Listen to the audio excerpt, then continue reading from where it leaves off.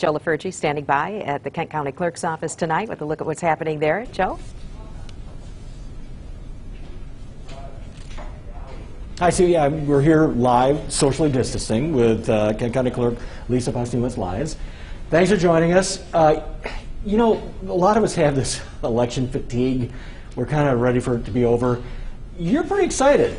Yeah, our game's just beginning here. We're probably in the third quarter of our game today. So, yeah, it's been a great election day. We've spent months preparing for this. Election day went as smoothly as it possibly could have, and now polls are closed. The voters have had their say, and now we get to work with tabulating and reporting and receiving those results. Yeah, you had to be a little nervous. You were expecting twice the votes, I think you said earlier, than you did in August. So you had to be a little nervous about what might have went on at the local level today at the townships and the cities. But you say pretty smooth?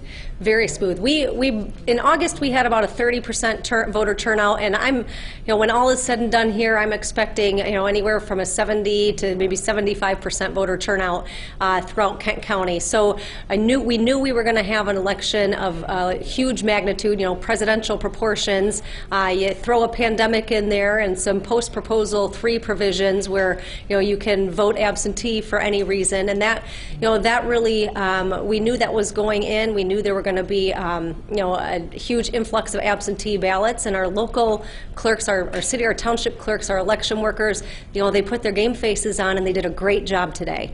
Take us through the process at this point. Everything was in the hands of the local clerks today as far as the balloting. Now what happens to those votes?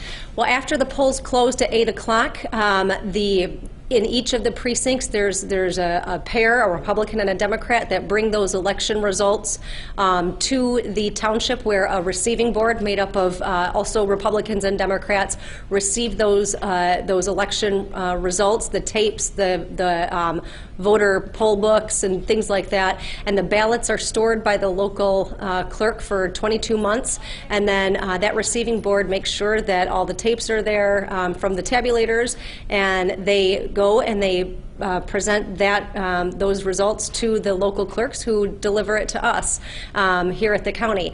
When it comes to absentee counting boards, right now they are still in the throes of processing those ballots and tabulating those ballots, and so that's where getting our election results really takes time. And it's not a simple process, as you just said, and obviously there's been a lot of talk about voter fraud this time around. How much of that helps avoid any kind of problems with the count?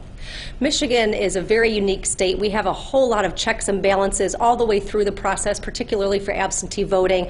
We have verifications for signatures before somebody even gets a ballot. We don't ever mail a ballot out to an individual unless they've already requested it with an application. So we have a verification on the front end, and then when you send in your absentee ballot, you have a signature there on the receiving end where we have to verify that.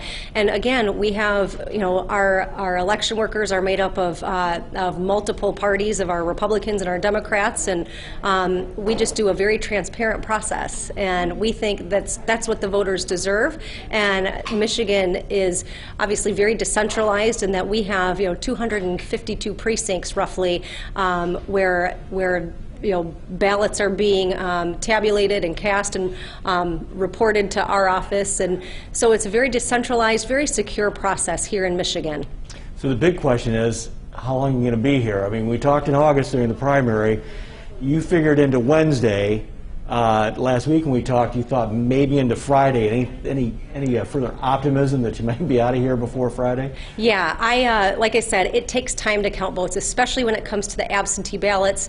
We're not going to sacrifice security and accuracy for speed, but we're going to make sure we get those results as soon as possible. I'm very hopeful that we can have our results by hopefully by tomorrow afternoon, tomorrow early evening. Great. Well, you're here to hear, folks. First, folks, we may see some results by sometime tomorrow, so that's good news. Lisa Posthumus Lyons, thanks for joining us tonight, and we'll check back in with you later. Thank you, Joe.